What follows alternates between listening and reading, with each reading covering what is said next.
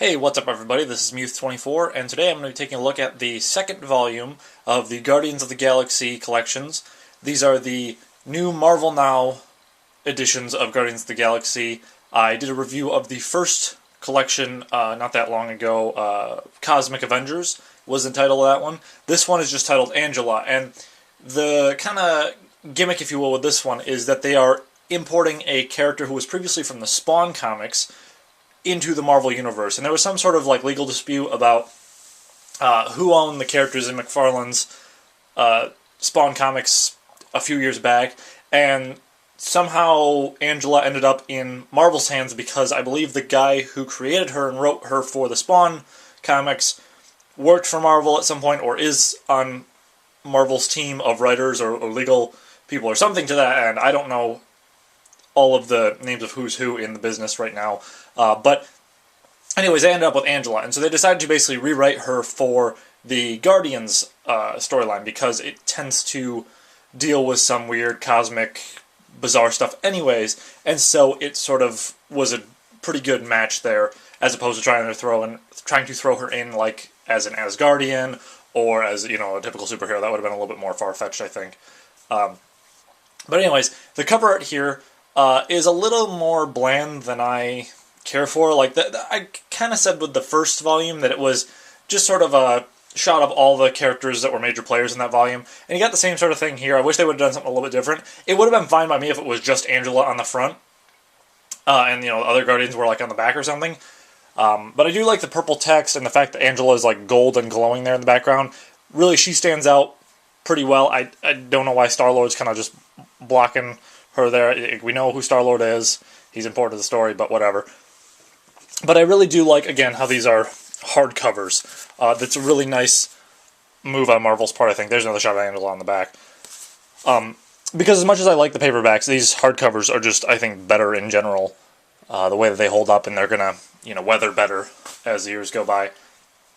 I will warn you right off the bat here that there will be spoilers regarding a couple of other graphic novels, being Age of Ultron and the Thanos Imperative. So if you haven't read those, fair warning, we're going to be dealing with some pretty important plot points in those as they pertain to this, because I can't think of any other way to properly do a review of this without covering those in pretty decent detail. So, at the end of Age of Ultron, there was this whole shattering of realities and dimensions because the Avengers had used time travel to rectify the problems way too many times. They talked about how they had used time travel to fix things before, and it was, I think, more common back in the 60s and 70s when they were writing comics because it was an easy go-to thing.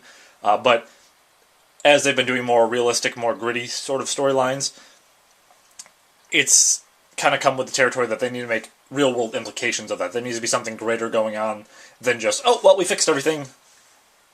Yeehaw.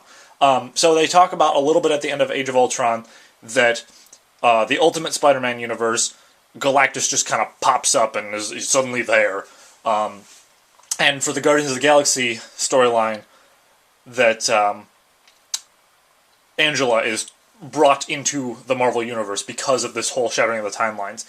Now, at the end of the Thanos Imperative, Star-Lord and Nova were left behind in the Cancerverse. They deliberately told everyone else to leave so that they could stay behind and prevent Thanos from coming back to their universe, because they didn't want him to go nuts and start killing everything again. When Guardians of the Galaxy, the first volume that I own, starts up, they don't make mention of that, but in this one they start off pretty early by talking about how Star-Lord, and I believe Drax, because he also technically died in the Thanos Imperative storyline, that the two of them remember seeing some crazy bright light that they don't know what to make of it, but it's the reason that they're back in this universe, because everyone else seems to remember that they were gone for a certain period of time. But there's also this whole idea that Star-Lord realizes there's pieces of the puzzle that are missing, and that Thanos is back as well, and there's sort of this mystery of, they don't remember what happened. Obviously, if you've read Age of Ultron and Thanos Imperative, you know what kind of came about of all that cosmic mayhem, but they don't remember. So it's sort of Peter Quill trying to put the pieces back together and figure out, what's going on. So this volume focuses more on Gamora, I think, specifically than any other character. Angela's still pretty important, not as much as I expected she would be, but Gamora is kind of the major player in this one, which is good because I felt like she was a little underplayed in the first volume. So it's sort of a character study of her, where she's been, during the period that Peter Quill was gone, and sort of the dynamic that they share, as well as a little bit about her past being the adopted daughter of Thanos. There's also sort of this rivalry between her and Angela of, like, who is the strongest woman in the galaxy now. Because Angela is truly a force to be reckoned with. I mean, there's one part where she single-handedly, like, takes down almost the entire Guardians team because they don't know how to deal with her. Because she's so strange of a fighter and is very well equipped to adapt to different combat situations. So that was kind of interesting. Tony Stark is there for a little while at the beginning, and then just kind of up and disappears for who knows why. I think part of that's because a lot of times in Marvel Comics now, they'll be running a couple storylines simultaneously, and just kind of expect that you have read the Iron Man story or whatever that deals with, where did Tony Stark go during that time period? Even though that's generally not the case, that everyone's going to be reading all the Marvel Comics at once, because that's just an insane thing to try and tackle. Which is a little weird to me, because this Marvel Now stuff is supposed to be more accessible to readers, and I definitely think with the first volume that was very much the case jumping into it. And even with this one, like right off the bat, when they're talking about Thanos and the fact that Peter Quill is trying to piece everything together, you don't have to have read the Thanos Imperative to get the fact that, like, he died and now he's back.